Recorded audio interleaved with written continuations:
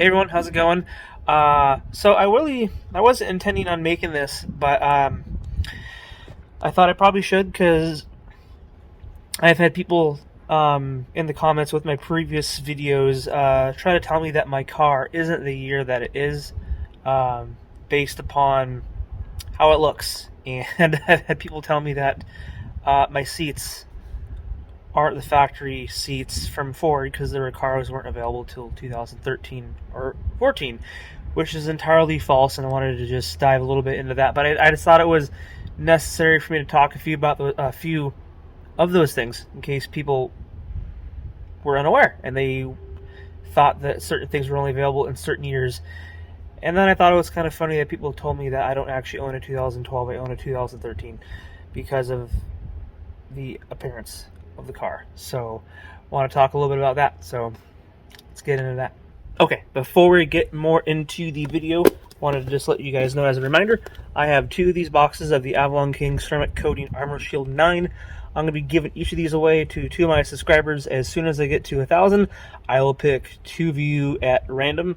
All you got to do is subscribe, and then when I get to 1,000, two of you will get a box of the Armor Shield 9 Ceramic Coating, along with some other stuff as well. I'm going to throw in a couple other items to go along with this as well. So just subscribe, and then help me get to 1,000, and I'll pick two of you.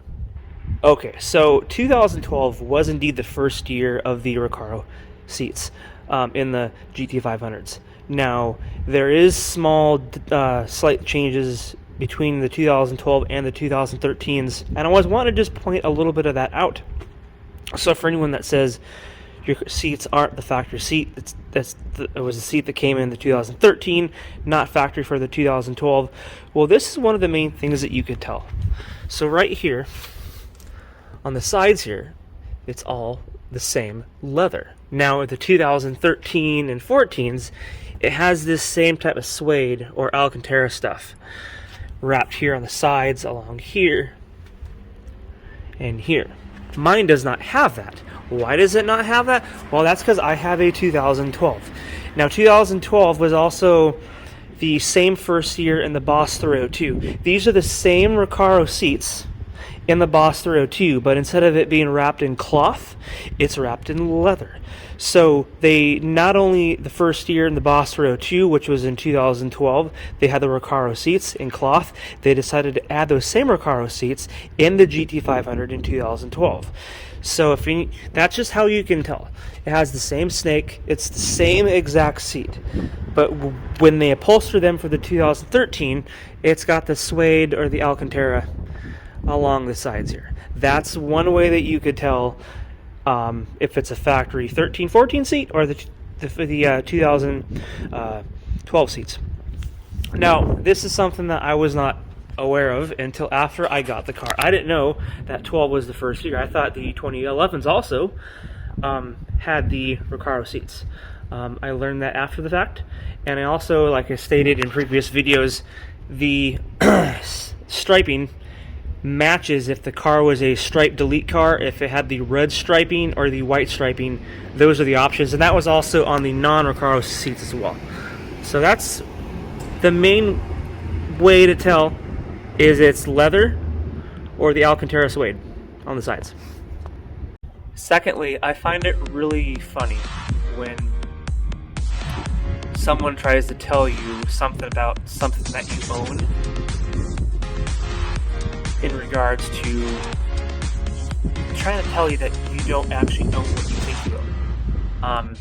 In regards to my GT500, the front end, it's got the 13-14 upper and lower and headlights. Now, a lot of people with these cars swap out the taillights. They don't usually do the headlights. Both the headlights and taillights are incredibly expensive. They're not cheap. The taillights are a lot easier to swap in.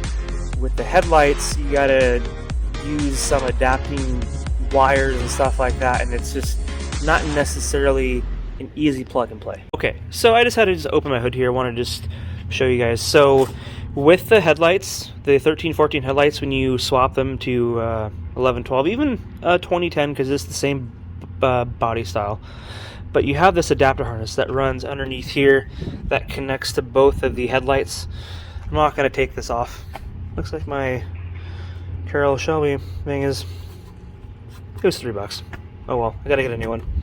So anyway, I'm not going to take all of this off because I'm too lazy. But it's underneath here, the adapter harness, and you got this wire, and I just had to cut a little bit of here because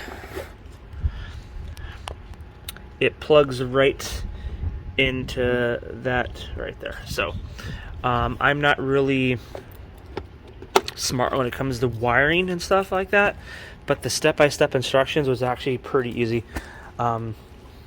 Pretty straightforward process, but like I said, a lot of people don't do these because of the cost. The cost of these headlights, like I said, aren't cheap. The taillights aren't cheap also as well, but the taillights are a lot easier to install. You don't have to deal with harnesses and all that stuff.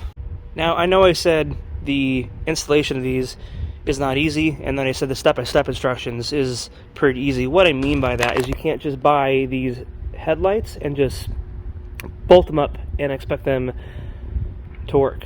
You got to do the whole adapter harness. So that's, I guess, more of what I was trying to explain, is with the step-by-step instructions of installing it, it's actually not that hard, but you just can't just buy them and then just plug them in and expect them to work just like your factory 11 and 12 headlights.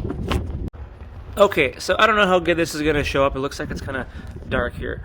But I just wanted to point out the differences between the 11 and 12s and the 13 and 14 rear ends.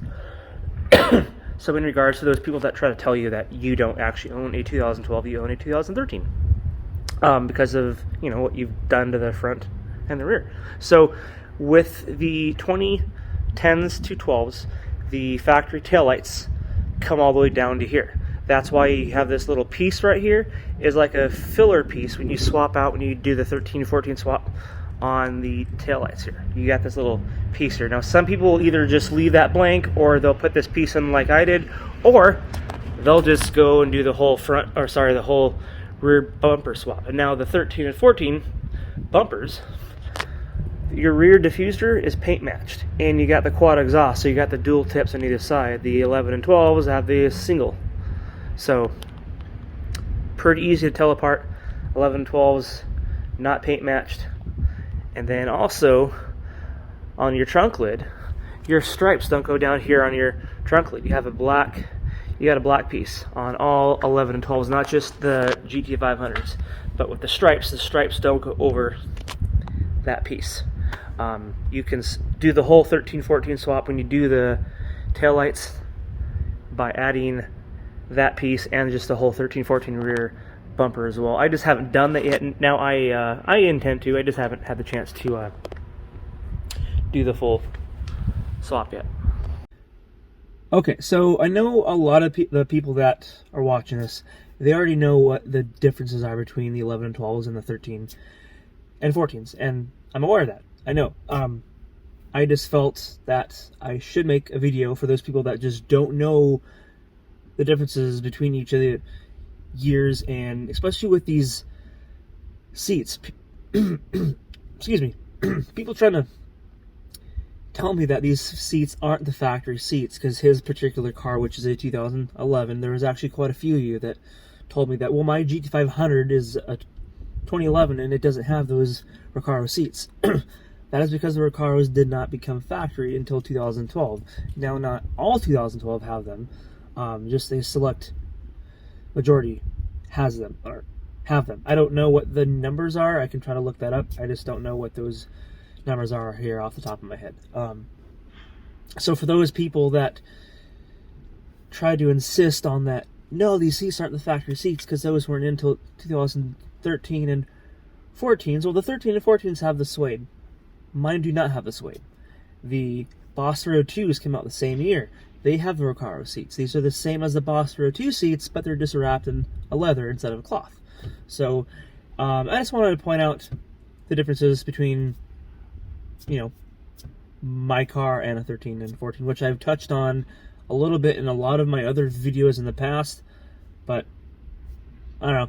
That's what I just felt compelled, because I felt it was necessary. But if anyone here is watching this, go ahead and leave a comment, like, and if you're not subscribed, go ahead and hit subscribe, because like I said in the start of this, once I hit 1,000, I will pick 2 of you, and I will give away 2 bottles of the Avalon King ceramic coating. But you guys have a good one, and I'll catch you guys next one. See ya.